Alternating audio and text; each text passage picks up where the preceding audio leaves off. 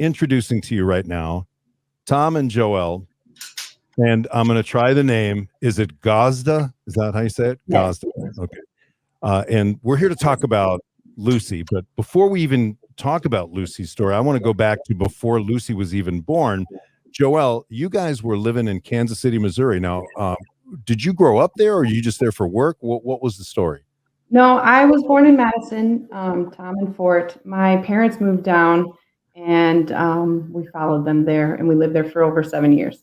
Okay. All right. So you're in Kansas City, and everything was going well till what? That was the 20-week ultrasound is when you found stuff out, right? Yeah, they started saying code words, and we got a feeling that something might be wrong.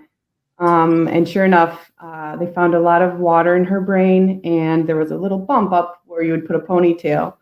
And we weren't sure what it would mean. So, yeah, no one wants to get that news if there's something wrong with your baby. We thought we'd be learning her gender. Yeah. We got our 6-year-old, who's 4 at the time. And so we went ahead and did the gender reveal anyway with our friends and family and had them pray for us and shared what was going on. And my mom flew in. His mom surprised us and flew in that day. And we were in a new world. We had our first daughter, and no one wants to hear there's something wrong with the baby. No. But I love that you celebrated it as well. You know, you went through with the celebration, and you continue to celebrate her. Mm-hmm. Yeah, we figured it was time to, why not celebrate her life and all we could. When you have, especially when there's an older sibling involved, that's what you know, right? The pregnancy went well, you had a baby, now she's 4. And then, you go to that ultrasound expecting that whole same thing. And no matter what they tell you at that 20-week ultrasound, if it's not what you were expecting, your whole world changes. Mm-hmm. Yeah, I was a little nauseous leaving that office that day. So tell us about the research that brought you back to Wisconsin and you and your situation bringing Lucy here to Children's. So my family moved down to Kansas City, but the year that we found out we were pregnant, they moved back to the Accunet area to be near family here. And we were fully engaged for most of the pregnancy, though, at Children's Mercy, which is another high-level hospital in Kansas City. We realized, though, that 2 months of mom visiting wasn't going to be enough. And I wasn't going to be able to work. And there still was a lot of things that were unknown. So we didn't know how long or how extensive everything would be once she came. Yeah. So moving back made more sense just to be close to family because we knew we were going to need all the extra help. The first question was, is there a hospital nearby? Mm-hmm. We wouldn't be able to be here near my mom and my dad and my grandma and grandpa. Yeah. And all of your family without children. And that was such a relief to research and find out it was a level 4 NICU. They have the Herma Heart Institute. They have a neurology department because we found out in utero she also was probably going to need heart surgery within the first few weeks, which didn't end up to be true. But they did an amazing job, both Children's Mercy and Children's of Wisconsin, partnering and transferring us right at the end of my pregnancy. Yeah. Talk about that anxiety before you get to Children's and then how reassured you feel and when you start to feel that we're in the right place.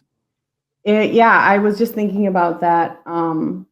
Because we were so focused on will she breathe when she was born, there wasn't that moment until day 1, we were talking with Dr. Behrens, who's the anesthesiologist in the NICU for her, and she needed to have surgery on that bump. It was leaking, so she had to have surgery day 1, and he explained very calmly and confidently that, like, I'm a dad, I get this, and I know it's important. We have to do the surgery. We wouldn't say that she doesn't need it, because we're like debating. Yeah.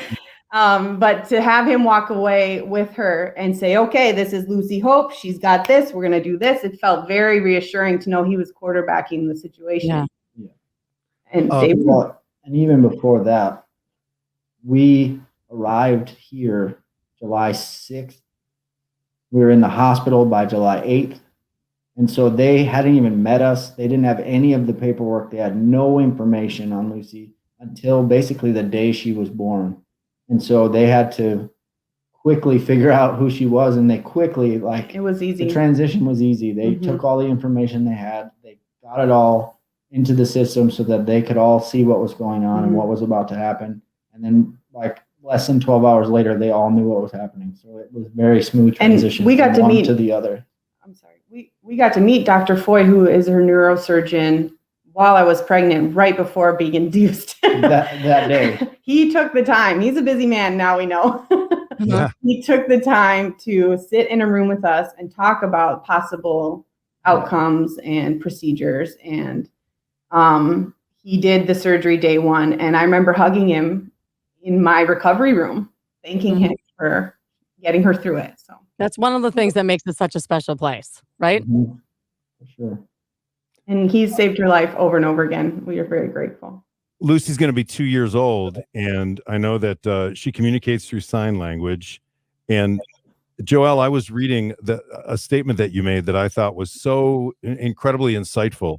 It says, Joelle said what she used to mourn about with Lucy, that things that she wasn't able to do. Now Joelle has learned to become grateful rather than seeing it as a loss. She's excited about all the growth and gains Lucy has made.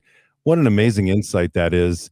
The joy that you must feel everything that Lucy's able to accomplish. I know both of you must feel so deeply inside. Yeah, I mean, it's a loss when someone says your kid needs a G-tube so that they can eat and grow, or your kid needs a heart surgery so that it can work, or your kid needs a brain surgery so that they can talk and grow brains.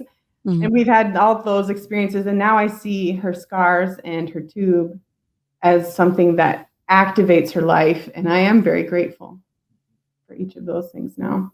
Well, in that spirit, I know we're going to get to it in a second, the go baby go, but when she's in that vehicle, that smile, it's fantastic. I want to talk about the go baby go. Lizzie's here right now. Lizzie, thank you again for joining us. I know we've talked to you many times in the past. Thank you. You work for Children's Wisconsin now. Are you the one in New Berlin? Is that the one you're? Yes, that's correct. I'm at our outpatient clinic at the New Berlin site. And Gino referred to Go Baby Go. Explain what that's all about. Sure. Go Baby Go is an amazing program. I'm biased maybe, but it is amazing. Wow. It was started by Dr. Cole Galloway at the University of Delaware around 2010. And what we do, so Dr. Galloway has said, take this program and spread it far and wide. It's all, free for all the families to receive a car. What we do is we take off the shelf electric ride-on cars for young children. Mm-hmm. And we have engineers. We partner. It's a partnership between Children's Wisconsin and Marquette University. Wow. Our engineers at Marquette then change the wiring up and add a button where the child's hand is, rather than having the child need to control it with a foot pedal. And then our physical therapy and occupational therapy teams are present at the fitting. And we determine, based on the child's age, their abilities, their postural control, what sort of supports and modifications they might further need to kind of set them up ergonomically so that they're in really good alignment. And Lizzie, talk about that connection, how important it is for the child to know that by pressing this button, the vehicle can move. Right. Gino, that is really the whole part of it that we love. So of course we want the children to be able to move themselves through space, if they are a little bit delayed with their gross motor skills.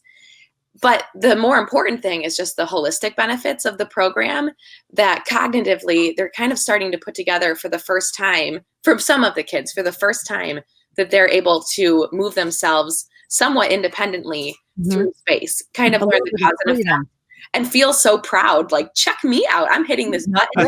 And I'm a little jealous of your little car there too. That's so cool. So Go Baby Go, and you said it was at the University of Delaware. That's I love the fact, and they're the ones who named it. I love the fact that you end up saying it as you're watching your baby go. Yeah. Go, baby, go. Well, and look at Joelle's smile. What was that like that first moment she was in it? Did she look at you with that wide smile? Yes. I wasn't sure because at the fitting, it's a clinic setting and everyone's masked, and she cried the whole time. But when we got her out to the park, she learned the cause and effect. You could see the sparks flying in her brain, and she was so happy. And I was just going to say that this is one of those programs that's not covered by insurance. I was going to say the same thing. I can't believe that most people would know that oftentimes motorized wheelchairs for very young children are not covered. And in order to give them that sense of freedom and that, like you said, let the sparks fly and get them going, we need donations. We do. Yes, our program has been totally funded by donors, both individuals and organizations. And of course, we're so grateful. The program here, the Children's Wisconsin and Marquette partnership, has been going on since about 2014. We've done about 140 cars so far. And just in the last year or two, with increased funding, we've been able to really grow the program and reach more children across Wisconsin and Illinois, actually. That's fantastic, because so many people will ask us, well, where does my money go? Why do you need money? What are the donations for? And that's why we do this, because we're trying to explain where the money's going. And this is an unbelievable program. Tom, Joelle, I'd like for you guys to explain to folks at home, people who might be listening to this, Children's Wisconsin, what it means to your family and what it's meant to your beautiful daughter's life so far.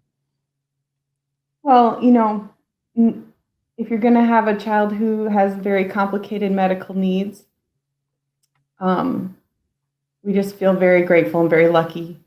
It's not just affecting her life, but ours and our families and the hundreds of people that love us. And so when you donate to Children's, you donate to your own community and continuing generations of life. And we're very grateful. We know she wouldn't be. It has to be helpful to you too as a couple. Like, you are not alone because you have that extended family, but then you have that family at Children's as well. Very well said. Program, especially the special needs program, they have been helpful with 15 specialists to coordinate that care as a group and bring to light things in her chart that's 50 pages long. They make it make sense and help us on our way. When they have, even for she's 6 now, but our 6-year-old, they have programs there that Child Life, and they come in and they'll help her understand what's happening with Lucy, so that we aren't the only ones trying to explain everything to her. They have the sibling. Yeah, and that's so helpful, because that's the siblings, the extended family are so involved. And like you said, Joelle, you put it so beautifully. It's the family is involved on a level that I don't think most people understand unless you're part of one of those families.